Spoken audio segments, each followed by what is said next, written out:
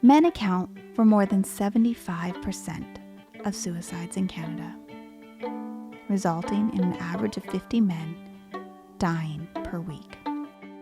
Evidence suggests that men also underutilize mental health services, with statistics showing that women are 3 times more likely to seek help through these services. On this episode, we discuss male suicide and depression with Dr. Ogrodniczuk. Dr. Ogrodniczuk is a professor and director of the psychotherapy program in the Department of Psychiatry at the University of British Columbia. In this role as director, he oversees the operations of North America's second largest medically based psychotherapy training program. His research has been supported by various provincial and national funding bodies and has led to more than 250 scientific publications, as well as the founder of Heads Up Guys, an amazing website dedicated to helping connect men to resources and services to address their mental health. Later in this episode, we meet Kristen. She recounts her experience of losing her father to suicide. This is in regard to men's mental health.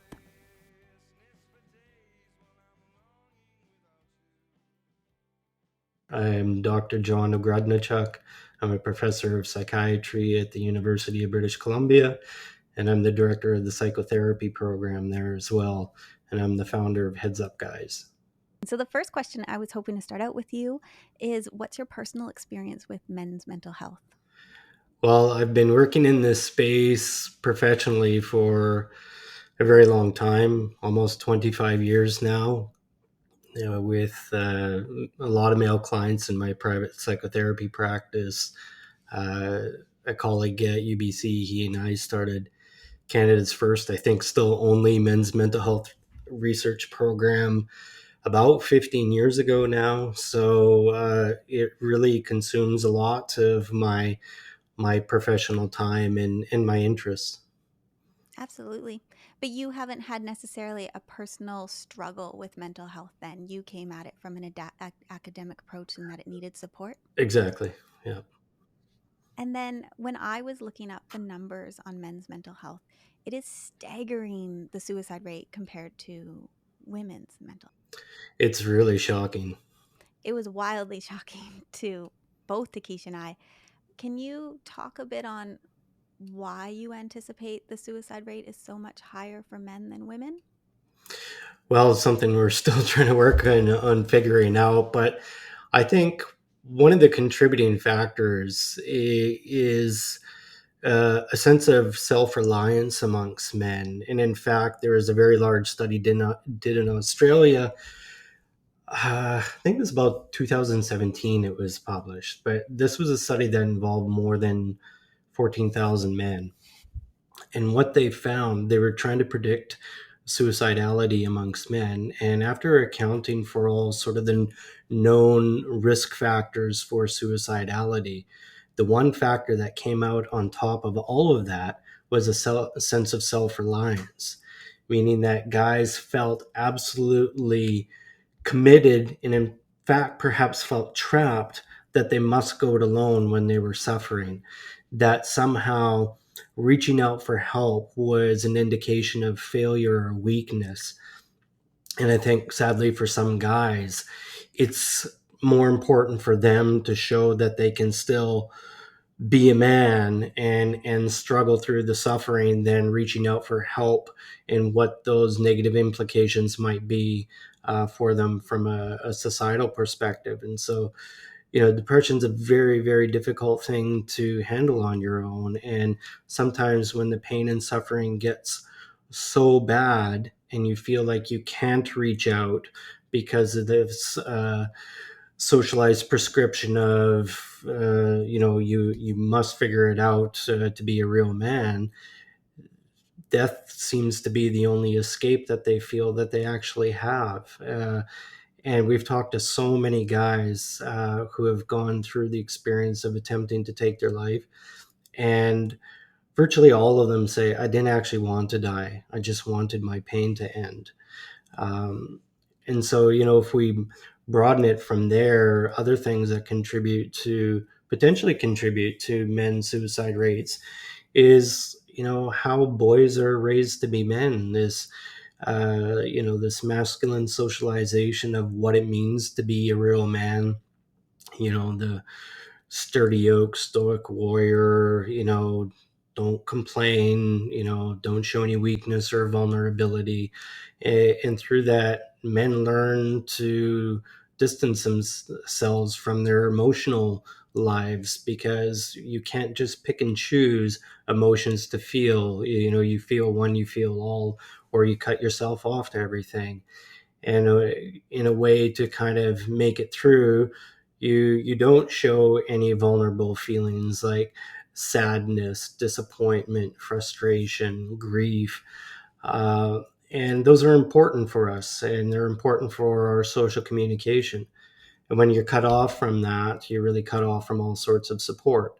And so guys are really left to, you know be challenged with their own inner distress, which we all experience at different times in life in different degrees, and they feel a bit helpless and hopeless when there's no one around to help them, or feel that there's no one around to help them. What I found interesting with the statistics, and please correct me if I'm incorrect, but the suicide rates have increased over time, especially men's suicide rates. They seem to be going on an upward scale. Do you feel that then, when you touch based on men struggle to show their emotions, are we getting worse as a society then to allow that space for people to feel their emotions? Well, I'm not sure. You have to look at different. There's all sorts of different suicide statistics out there. I'm not sure if there is a rate that's statistically increasing over time, or whether it's just stubbornly high. But either way, I'm not sure we can say that in the past men necessarily had more space to share and bond. Um, in fact, a lot of older guys will say that it was quite the opposite. They had to just put their nose down and get on with life, and power through whatever it is they had in front of them. Um, so I don't know why that would necessarily be the case. If we are seeing an indication of rates increasing, um, if anything, I think it's a clear demonstration of the hopelessness that contemporary men may feel with regard to how to overcome their own mental health challenges. If you look at what suicide represents, suicide is sort of that desperate escape from insufferable pain. And so if a guy's getting to the point that he's looking at death as the only option out of his pain, that really is demonstrating an extreme sense of hopelessness, that I've got nothing else. I've got no one else. No one can understand my pain. And so maybe we're just not getting at the true experiences of what's leading men to that point in the first place. Yeah. It was the Statistics Canada website that I was on that was talking about all the numbers, Oh, but they didn't break down men and women enough for me to get a true idea, because okay. I was really trying to look at the Canadian records, because we are high. And Oh, it's yes. amazing to me, because our medical system is supposed to be one of the better in the world, and we're supposed to have access to public health. And it was really fascinating to me that we're still failing so many people, and people are still feeling so failed by everything. Yeah, well, the sad reality is our mental health system is not robust enough to meet the demand. That's just the simple fact. We do have a good system. The services and the service providers are top notch. There's simply not enough. There really isn't enough. And certainly with psychiatric help within our public health system, it's heavily overprescribed. There's just not enough scope to meet the demand.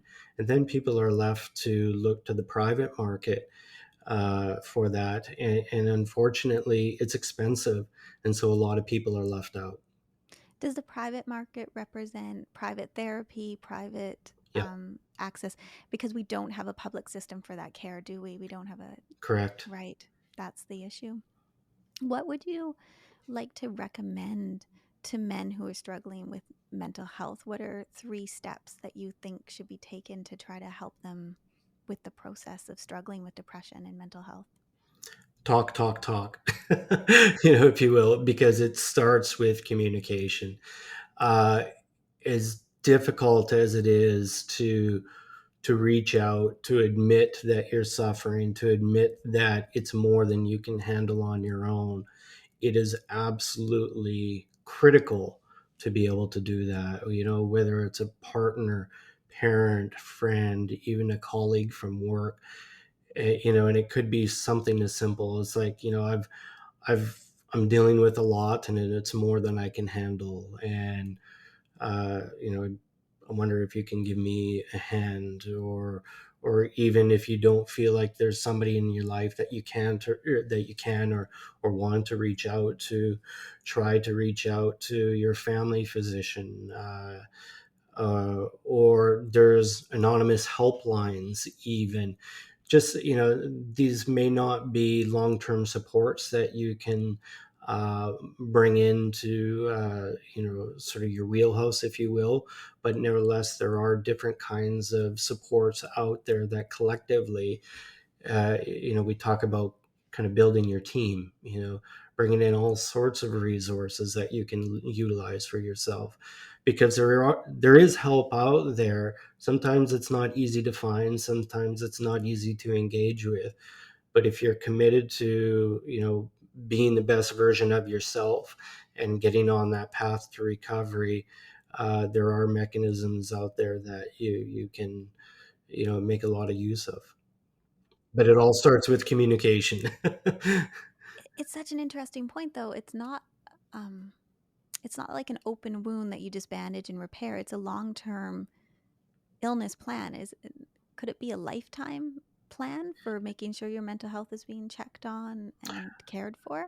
Absolutely. Like, some people, it's not living without depression, it's living well with depression, saying, you know what, this has kind of been a part of my life for a very long time, perhaps as long as I can remember. And so, is the reality about being free from depression forever, moving into the future, or is it about living well? Kind of like the parallel would be with diabetes. Are you going to get to a point where you're living without diabetes, or are you going to live well with diabetes?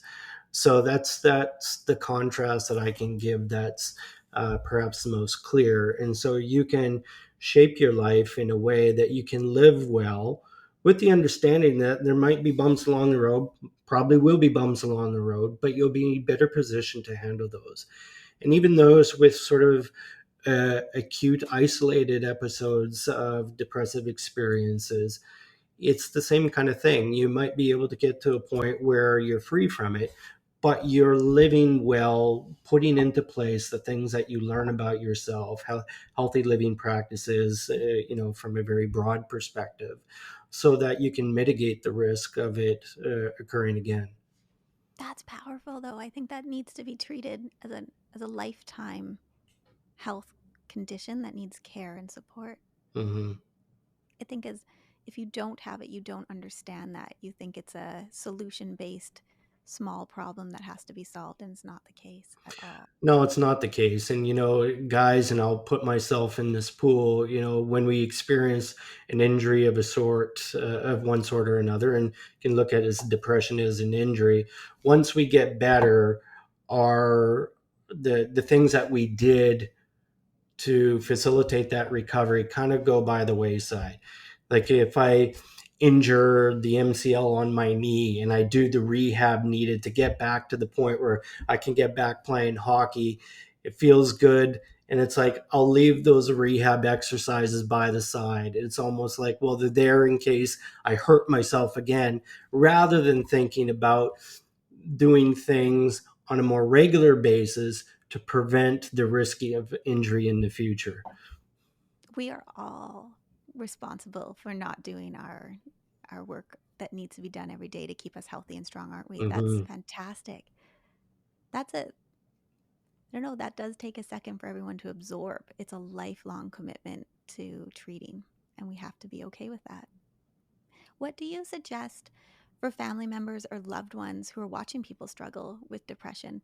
If the person doesn't want to communicate because they're not in the space, what can they do to support their family and friends?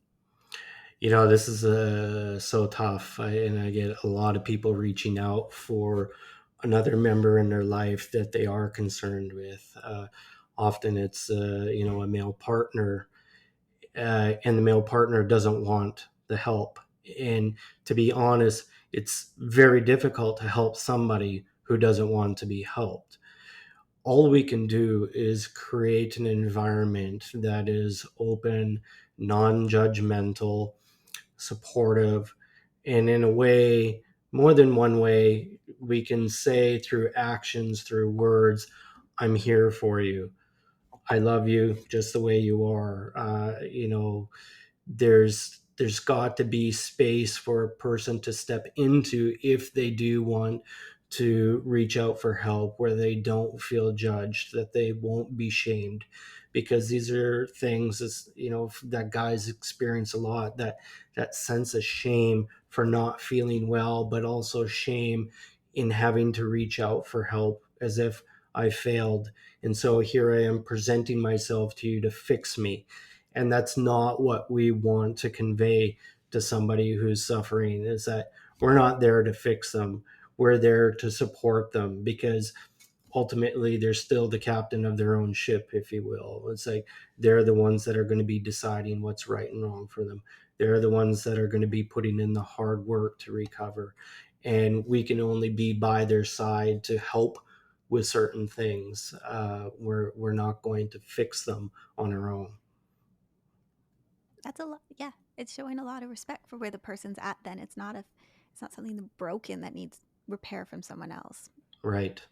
right? So, did you grow up then in a home that was really supportive, that's given you this kind of leverage to be so compassionate and kind to people that are struggling?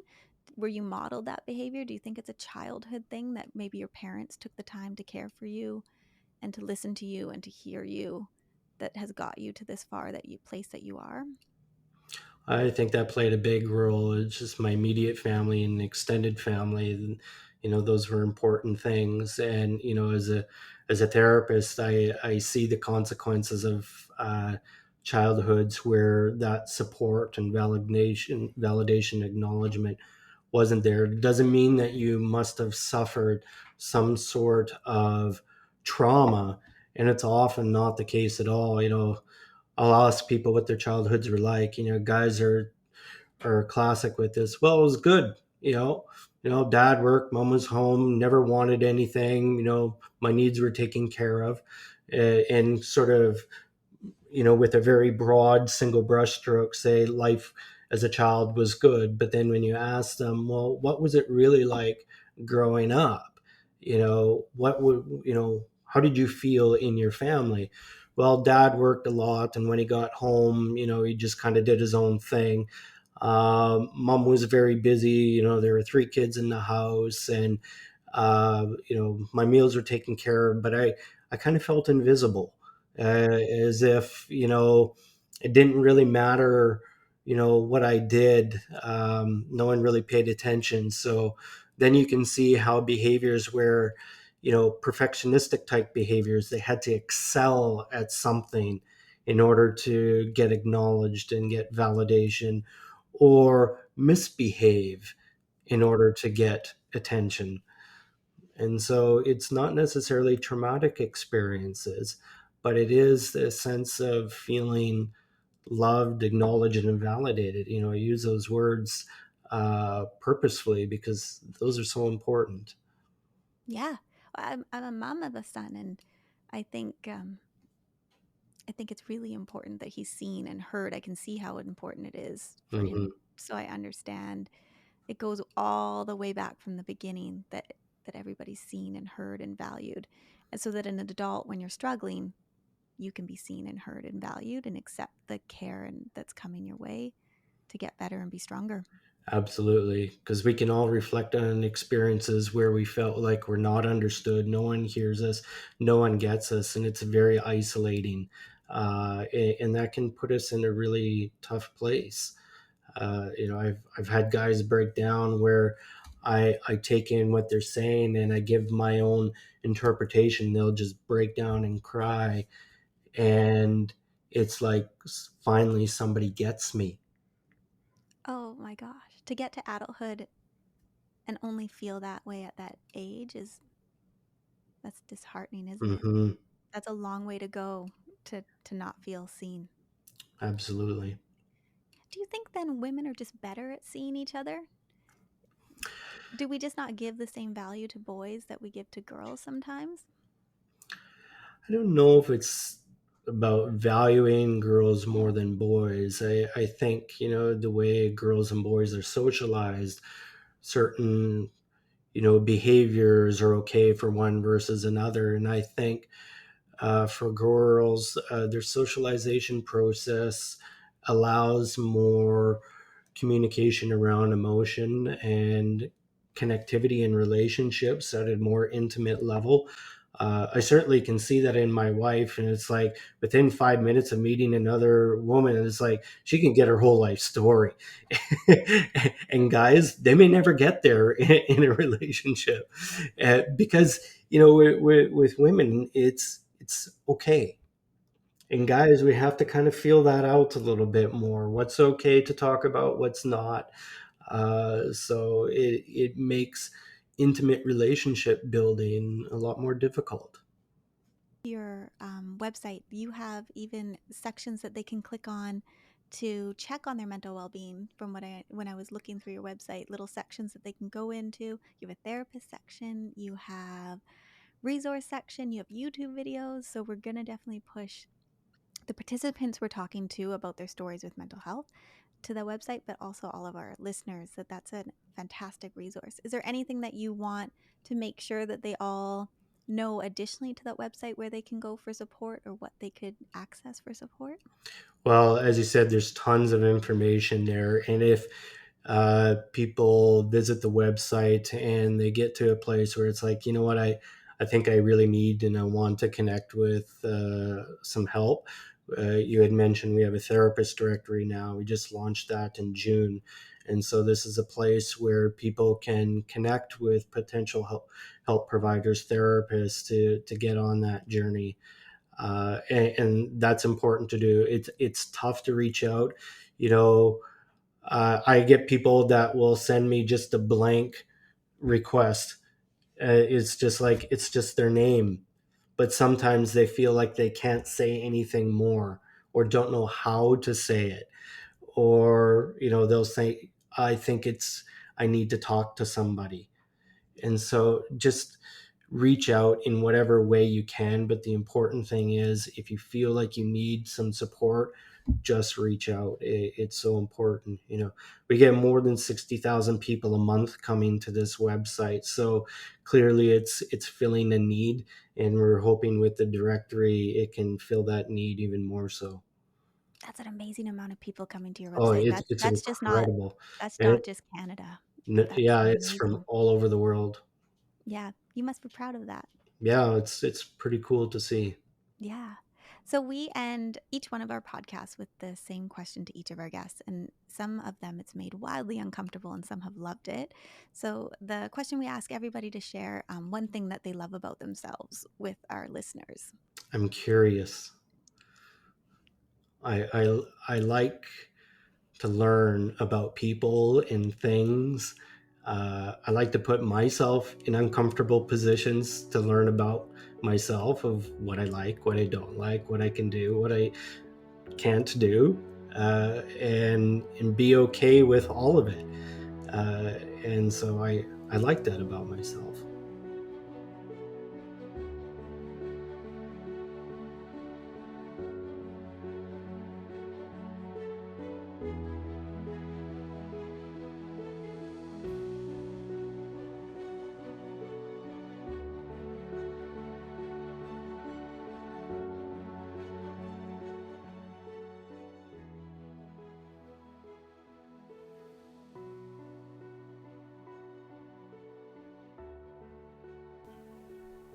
Kristen's father was a strong, hardworking, and loving man.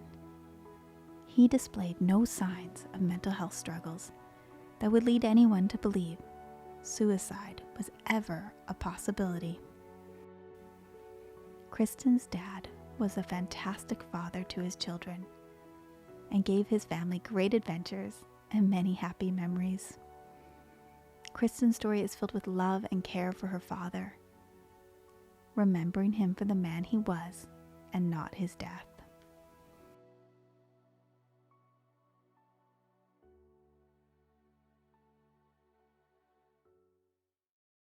The question we wanted to start with is, what was your dad like growing up? He was amazing. Yeah, so I had a pretty, I guess, eclectic childhood. I grew up in the 80s, so we did a lot of outdoor things. My dad was incredibly adventurous, which he shared quite a love for with my mom. But prior to even my mom coming into the picture, he traveled all through South America, and he lived in the Middle East, and he was very big into whitewater rafting. And then as kids, my parents took us on all sorts of adventures. We went canoeing through the Broken Islands, and we went camping all over BC and the Yukon. And when I was in grade 7, they decided to give a year of service volunteering overseas. And we lived in Papua New Guinea in the middle of nowhere. And my mom taught a course to healthcare workers. She's a nurse. And my dad got a sort of volunteering job as the handyman, and he serviced all these very remote villages. And they just thought that that was totally fine to pick us up and move out into the middle of nowhere. And I think as a teenager at the time, I didn't necessarily love it. But looking back, I am incredibly grateful for all the adventures that we had. So yeah, he was just one of those guys that lit up the room, and he was incredibly giving of his time and his knowledge, and he really was our family unit's handy person. So my mom's friends, people that he knew, they were always calling him for advice, or hey, do you happen to have this tool, or what do you think about this? And he would always volunteer his time and knowledge. And yeah, he was a life force. He was funny, and he was incredibly devoted to our family. He was the rock. He really is one of my most favorite people. Do you remember at what age you knew that maybe your dad did struggle with mental health challenges? It's one of those things that, looking back, when I talked to my mom, and we kind of try to piece it all together. I think it was always there, but it was never a big thing. It was so hidden. I think that he was a very intelligent, very capable person that was really good at hiding whatever demons he had. My dad comes from a very strong Dutch family. They can have a pretty good temper. So I remember my dad sometimes being edgy, or more irritable. But it was it honestly, it was never something that I really noticed. He was up at 5 o'clock in the morning every day, and he would work until he went to bed at 10 o'clock at night. So I don't remember him sleeping long periods, or not wanting to go out, or those things that you think are the main signs. So really, no, I don't really remember being a kid. a few years before my dad passed away, he ended up in a horrible mountain biking accident. So in his mid 60s, he was still downhill riding with this group of friends, and he fell off of his bike and hit a tree and ended up breaking his neck. So yeah, but literally walked away from it. So they took him down the mountain, and he had partially fractured one of the cervical bones in his neck, and hadn't caused any spinal cord damage. But he was in a neck brace for about 6 weeks. And my mom and I are pretty confident that he had a head injury. Um, I think he had had a pretty good concussion, but he never fully recovered from it. I mean, I think in one way it really took away some of his strength, and maybe he realized that he was getting older than he wanted to be. But there was definitely a personality change around that point. I don't know. We don't know if the two are related. Did the head injury bring on something that was already there? Did it throw him into more of a depression? But the two seem pretty closely related. Um, and his own dad had very, very severe dementia.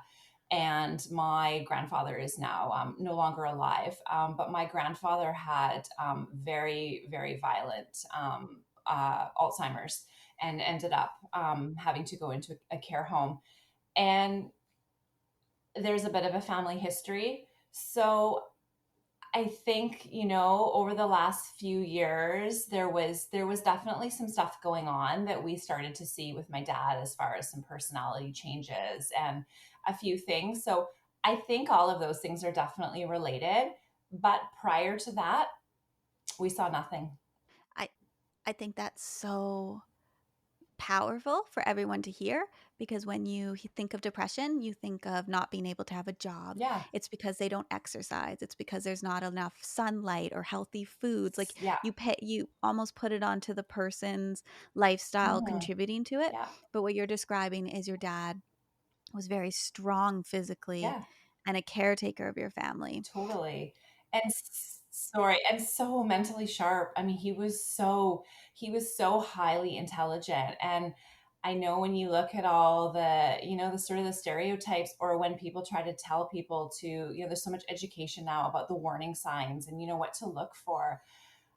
I mean, I think all those things are great, and I'm so glad that that's more publicized now, but sometimes you can't see it. It really is invisible, and you unfortunately don't see it until it's too late. Especially for men. So this whole series is on men's mental health. Mhm, And when I spoke to a doctor about it, he said that his biggest advice to everyone was to that we need to talk more, mhm. that men need to talk. Did your dad, was he a feelings guy? Would he talk about sadness or struggles, or did it all just stay on the inside? Yeah. So, I mean, yes, absolutely. I mean, he was a feelings guy in that he told me every day that I was with him, really, that that he loved me, and he was very kind to his children and very giving in that way. But as far as his own stuff, no. I mean, and it's a different generation, right? My dad this April would have been 70. So I mean, he grew up in the 50s and 60s, and that wasn't a cool thing to talk about. He has five male siblings and a sister, so a big Dutch family. They were really hardworking immigrants, and you pulled yourself up by your bootstraps and you did a full day's work. And yeah, you didn't talk about the fluffy stuff a lot. Um, I think we grew up in a pretty progressive family. My mom's a nurse, and they were good about talking to us about things. But he didn't. Yeah, didn't talk about his own stuff very much. So I think he really kept it pretty under the radar. He had a couple really close male friends, and he was really close to his brothers, but it was jokes and sharing a drink and doing stuff outside. I don't think they were sitting around the around the table talking about their feelings, unfortunately. because it caught everybody by surprise. I mean, my dad's business partner, who was one of his best friends, I mean, he had no idea. No, it's a silent killer. It just comes and takes them. Yep. What has life looked like since he left for you? How has this impacted you and changed the way that you live every day? Because when you have a loss, that giant that you weren't expecting, it alters you as a human. Um, yeah, absolutely. I mean, it's been 2 years since my dad passed away. I mean, every day it feels like there's a huge, and when you lose, I mean, when you lose anybody that is important in your life, in whatever fashion, right? I mean, there is a void that will never be filled. I, I mean, most days I am incredibly sad. I'm sad for not having a father. I'm sad for my children not having a strong, male grandpa, grandparent in their life, and all the things that I feel like they could have shared with my dad. I'm As my children get older, I just feel like, it's just really too bad that my dad's not there to see them become these capable, incredible teenagers that they are. So there's that piece. So I mean, I carry the loss like anybody that's lost a parent. But then it's just it's all the other things with it. It feels like a huge fight. It's a fight for advocating for mental health. It's a fight for carrying on my dad's story. It's making sure that my mom is okay. It's exhausting, to be honest. Most of the time, it's exhausting, and it just yeah, it feels, I mean, my life from the minute that we found out that my dad was no longer here, I mean, my life was just, it's changed for forever. And it's hard, and it's sad, and it's lonely. It's just all of the things. So yeah. What what are some things that you do to check on your own mental health then? Not suggesting that you have mental health struggles, just suggesting what are some check-ins that you do for your well-being then? It's for me, I think it's just, I have a super supportive husband.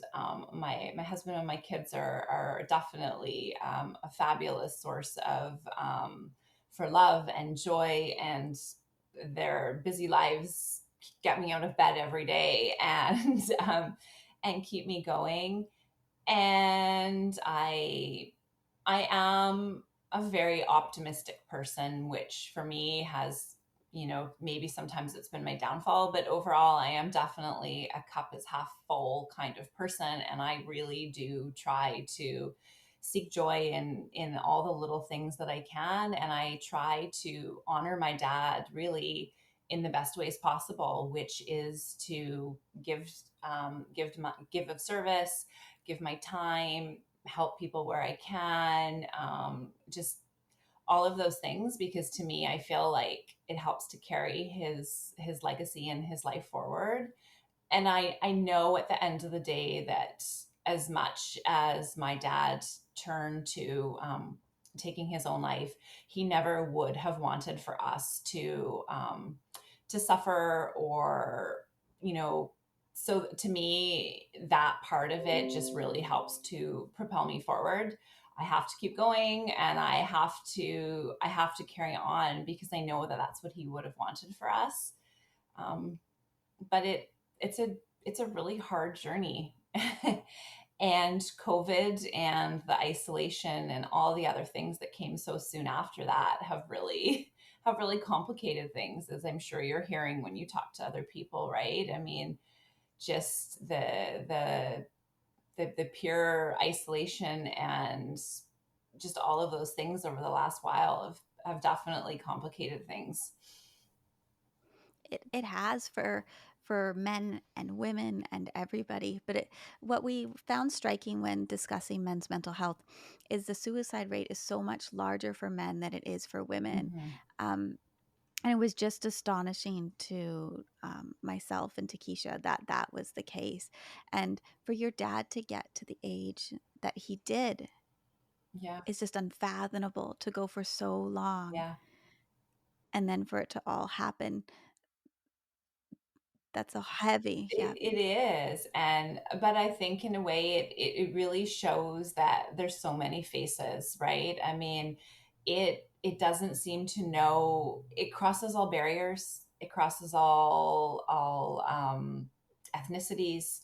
It is one of those things that truly can happen to anybody. And I think, yes, most of the time you are blindsided, and maybe people think, if someone gets to a certain age, it's not going to happen. But I mean, as we've seen, it can.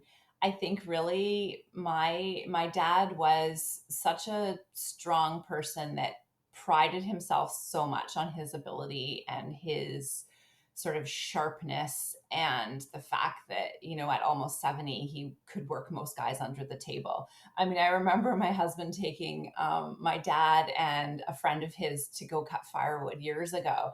And it was something that my husband and my dad always did together. And so my dad brought another friend, and they were leaving, and my dad's friend said, "Hey, so next time maybe don't bring your father-in-law, because he is way way harder working than me." And he couldn't believe that really my dad was the age that he was and could still do the jobs that guys in their 40s could do. And so I don't know if my dad was just fighting age so much that he got to an age where he maybe thought, I don't know. I mean, I think my dad really he didn't want to be frail. He didn't want to fail. He was worried about losing his sharpness.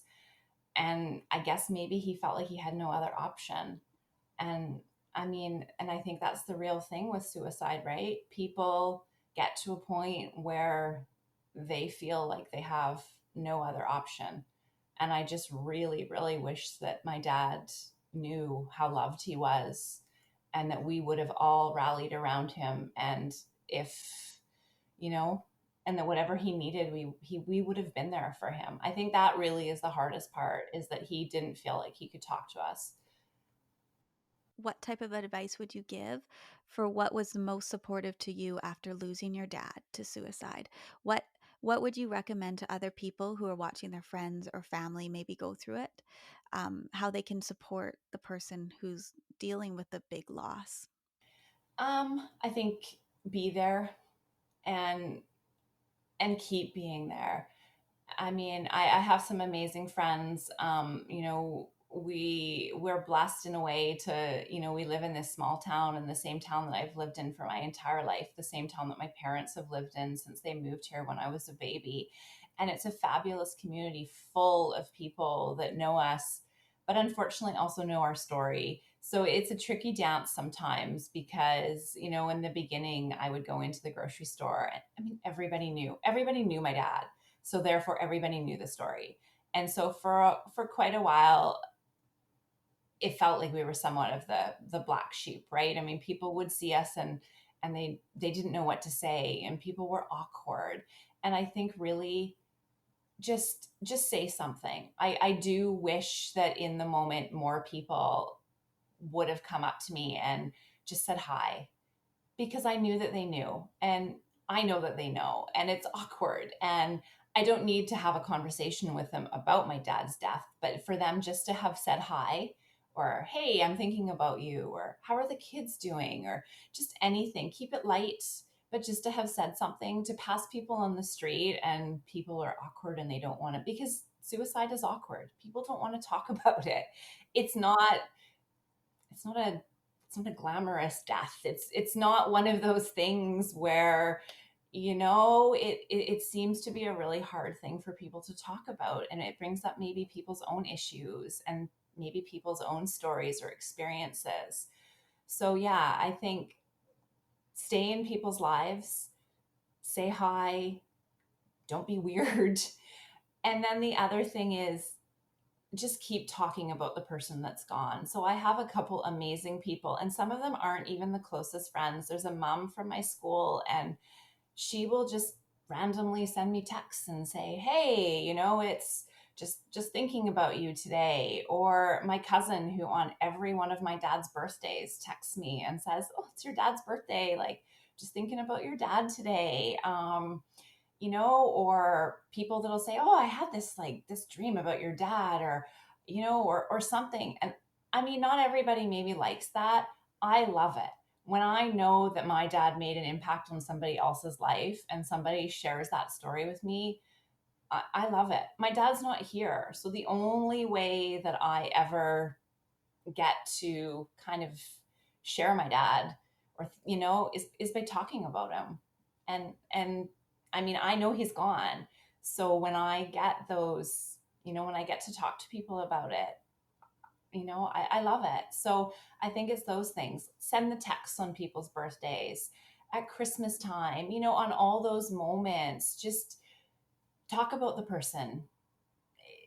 And I mean, people are a good gauge. You can tell if it's making somebody uncomfortable, and you don't need to have the long, deep conversations, but just keep talking about the person. Help keep that memory alive. I think that's the big thing.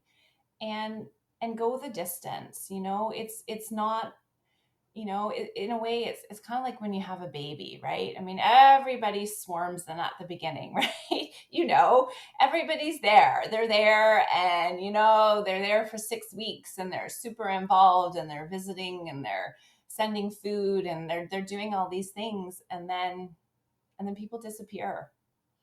And so I think that's been the hard thing, is that I've watched a lot of people whose lives have gone back to normal, and I want that for them. I want them to have these great lives.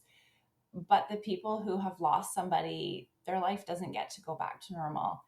And I do feel like the longer that my dad's gone, the less people that I do have that are kind of there checking in, and maybe they assume that we're okay. And I mean, we are okay, but I think that's the big thing, is you have to go the distance and maybe be able to do the work. I that hits so home because my mom passed away of a terminal illness, and when people take the time to share that Yeah. they miss her or a story, it's the best. Mm-hmm. Yeah. Yeah. I think we need to talk Yeah. and check in. Yeah. It takes a minute, It does. and if it needs to be longer than that because we realize someone's struggling in that minute, that's when we jump in. If not, that's okay. Yeah. Yeah. Yeah, and I think, when you ask somebody a question, you have to be prepared for the answer. And so I think, if you're going to say to somebody, how are you? You have to be prepared for what that person's going to say. And if you're not, then don't ask, right? Because I mean, I'm a nurse. And so asking how are you is often a very loaded question when I have clients at work. But when I say to them, how are you feeling? I am prepared in that moment to sit there. And if somebody says, well, I'm not actually feeling great, or this hurts, or whatever it is, then you sit there and with them you talk about it. So I mean, that's what I want sometimes someone to ask me, how are you doing, and me to say, well, actually, I'm having a really hard day today, and then that person and I can talk about it. But often that's not asked. Yeah. We need to talk. Yeah, we We do. need to talk. Yeah. As a nurse, how this is a loaded question, and I'm They're ready all for the loaded answer. questions, but yeah. Uh, as a nurse, how could our healthcare system improve to help with mental health? Do you have 3 top things that you could think of? And I know it's bigger than that, and I know it's giant. But do you see things being in the ground? You're literally in the trenches and in the fires of this storm. Yeah. You probably deal with mental health sometimes more than you even deal with physical Oh, attributes. for sure. So, what do you see being on the front lines that we can do to improve? I mean, I think, yeah, I mean, I think the big one is the communication. I mean, we need to talk about everything, right? I mean, and I think as a society, we have gotten so much better about trying to erase the stigma. And, there's the Let's Talk Day, and, kids at school are learning so much more about it, and they do check-ins, and all of these things that we never did in high school, right? I mean, so I think now it's gotten much cooler to talk about it. So I mean, I think that's great. But I think the big one is then it's the follow through. So it is the check-ins, all these things are great, but we have to be prepared, and we have to have the services to do the work. So that's the big thing, I think, is that there still is such a lack of access. There isn't enough services. there's not enough mental health workers, there's not enough support groups. I mean, all of these things. So in a way, don't even ask the questions if we don't have the services to provide. So that's my big thing is when we're asking people, when we're giving people phone numbers to phone in, we have to have the resources behind it, because otherwise people, it's almost like this false sense of security, right? I can call this number and I'm going to get access, but then I'm going to call the number and I'm going to have to wait 3 weeks before I can see anybody. And my dad did near the end go and talk to his nurse practitioner, and I mean she's a lovely nurse practitioner. She was great, but my dad covered it up, and he did go in and talk, I think, a little bit because he hadn't been sleeping. And they had a visit, and she prescribed him some sleeping pills for him to try to start taking, and then he kind of went on his merry way. There was no follow up. And I mean, it's nothing, this isn't a personal thing, but people are busy. And so, I mean, no one was phoning him to make sure that he was taking his meds. And I mean, even if he was maybe taking his sleeping pills, I mean, he was crafty and he was able to cover it up. And so, I mean, I think it's all of these things, once we maybe get a sense that somebody is struggling, we have to be there to keep checking in, and the continuity. So I think that's the big thing, is making sure that there's enough services for people, and then when we see people are struggling, that we keep at it. There's a follow-up The process follow that up. needs to go in place. Yeah. We're already so exasperated, but we need to add it in. It can't be missed. Yeah, for sure.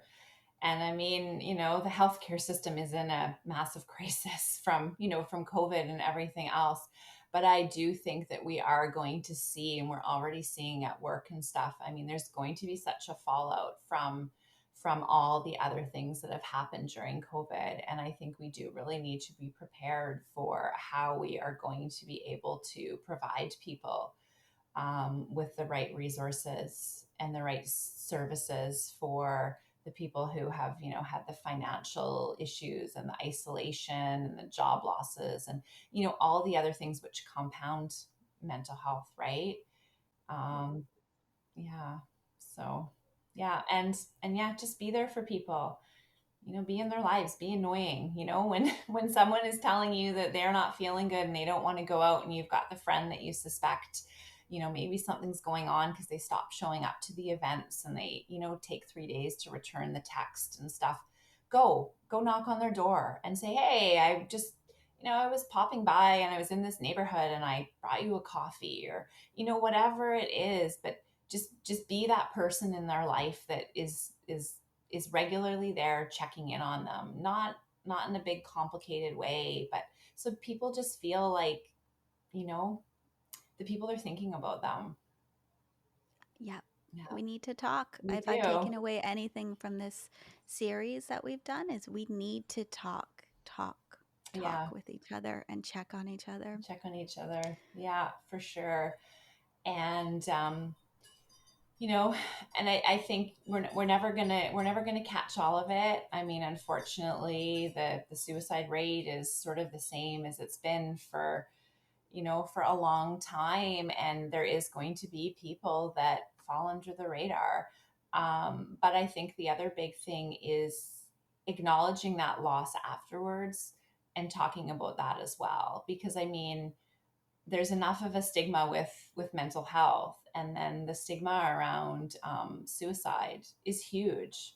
I mean, there is still people. I have coworkers that I have never told how my dad died, because I just get this. I mean, either I'm not over, some of them I'm not overly close to, but others, just people that you perceive that they cannot handle it. They come from a different upbringing, or you're just worried about how people are going to react. So, I mean, a lot of people do know, and I'm okay telling people, but there's such an awkwardness around it. And it's such a tricky story to tell, because it's just one of those ones when it really clears a room. um, you know, and so I think that's the other thing is that, you know, we need to talk about both sides, right? We need to talk about mental illness, and we do have to talk about suicide, and we need to talk about what it's like for, you know, the person, and then we need to talk about what it's like for the families too. Yeah. I think it's really brave that you're willing to talk about it. I think it takes a lot of courage to come on and talk about something that's really sad and really hard because it hurts. Mm-hmm. It is, yeah, it is. I mean, it does. It hurts a lot, and but I mean, I guess at the end of the day, I feel like if it changes anything for somebody else, if it, you know, if it helps another family, you know, whatever it is, that then it just lessens it lessens it a bit for me.